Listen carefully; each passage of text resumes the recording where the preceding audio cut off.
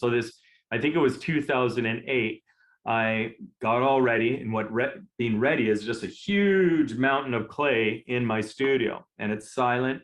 And I thought, this year I'm going to do the most humble Jesus possible. And then I thought, well, it can't be on a cross because you're looking up, and the very fact that you're looking up to heaven is not a humble thing. I got to be doing something that I'm looking down. And so I did Jesus the Beggar. In 4 days or 3 days, the sculpture was done. And it's a representation of Jesus with his hand outstretched. And the only way you really identify it as Jesus is the wound in his hand. Mm-hmm. Wow, that was just fascinating, because 4 days previous or a week previous, I would have no idea that that sculpture would even exist. Mm-hmm. And so that was a phenomenal experience. And then I was hooked on Matthew 25. I was really hooked on what I would consider personally part of my favorite part of the gospel. I think it's theater. It's how it's presented. There is an ambiguity. When did we see you hungry? When did we see you in prison? And then the eureka moment. It is theater. It's so poetic, right? Mm-hmm. And so I created a series of sculptures where it became very authentic and very true to that text, where there was that ambiguity, where you would see a figure that is sitting cross-legged, or a figure on a park bench wrapped up with a blanket. And only when you get closer up to it do you realize it's Jesus by the wounds in the hands and the feet. And so that's taking sculpture and taking it almost as a visual translation of the biblical text. Mm-hmm. And so that the homeless Jesus, which now is installed in cathedrals, historical places all around the world, is, I'd say, one of the pieces that gives me so much hope that people are hungry for Christianity, but it has to be presented in a way that they can understand and see it. Oftentimes with a Sacred Heart sculpture or an Infant of Prague sculpture or a Mary sculpture, it becomes invisible quick, even before it's installed, because it's something that has been so repetitiously created that people don't look at it, and then they don't see it.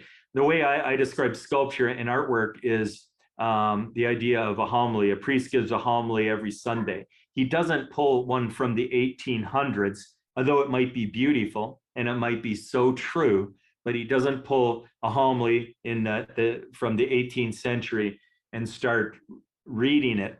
No, he's creative. The church needs that creation all the time. And it's fascinating. We need that confirmation and that reminding so much because of our fallen nature, right? And so that's why I'm on a mission to put as many of these sculptures out there in the environment that people encounter them on a day-to-day basis. It's like McDonald's. Take McDonald's. If you said to them, you can sell your burgers, but you can't do any more advertisement. You can't do anything visual. We won't have anything visual, right? Well, they would say, forget it, we'll close our business if you do that to us. We need the advertisement. Likewise with the Catholic Church, we need to put out these advertisements that show people and direct people. And so what my job is, I feel that I'm an advertiser for the eternal truths that the Catholic Church brings out. And that's a tricky job in the year 2020, because you have a lot of hate, so much hate for Christianity and anything Europe. And so it's tough, but I'm up for the challenge, right? That's good. And so a lot of people can see your work at www.sculpturebytps.com. They can see your work, they can purchase your work. I highly encourage everyone to do that. But then you're also working on a National Life Monument. So nationallifemonument.com. Do you want to talk a little about that?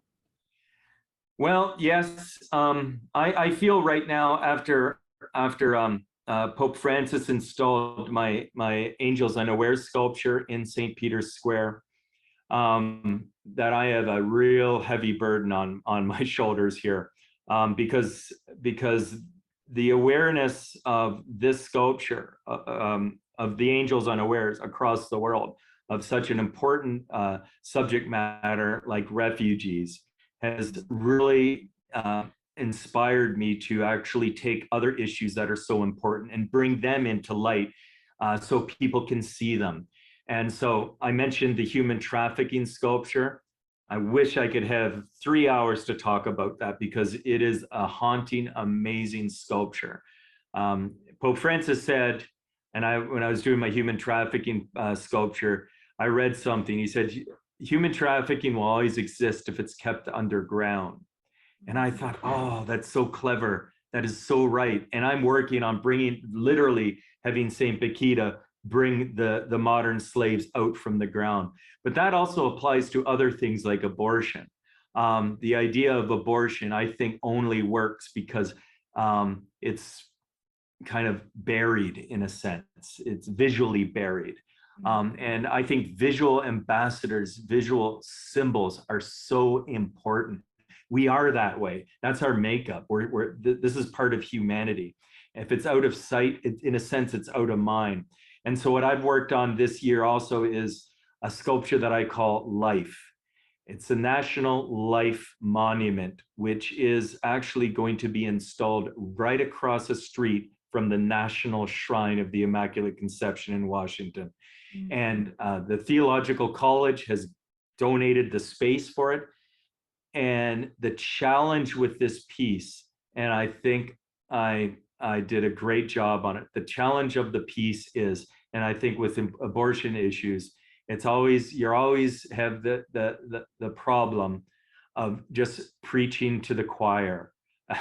and I find that's not good enough. We can't just talk in our own circles, the people who already, we have to get out there. And if art can do something, if it can have any power whatsoever, it can have the power to persuade. And so that's my whole design. What I created, which I hope you can I can send you a picture. It's not done yet, but I can send you a picture. What I created is a Madonna and child, but it's not a Madonna and child. It's a soft woman with a veil. So even the Mary aspect is very soft and very quiet, but it's a figure of a mother and child, and it's beautiful. The only thing is that the child is still in the womb. And so in a sense, it's like holding up a mirror against yourself. And in a sense, if someone sees it and feels hate or anger, hopefully they will have a moment of re-examining why they're filled with hate. It's a mother and a child. The child just so happens to be in the womb.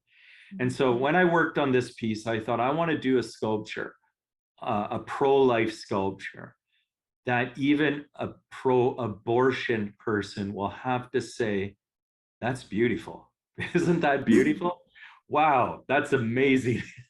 That's awesome, right? And if I could get that, then I've done a successful job as a Christian sculptor. If I've just done something where our team says, yeah, right on, Tim, I haven't done what sculpture is meant to do, and that's to evangelize, right?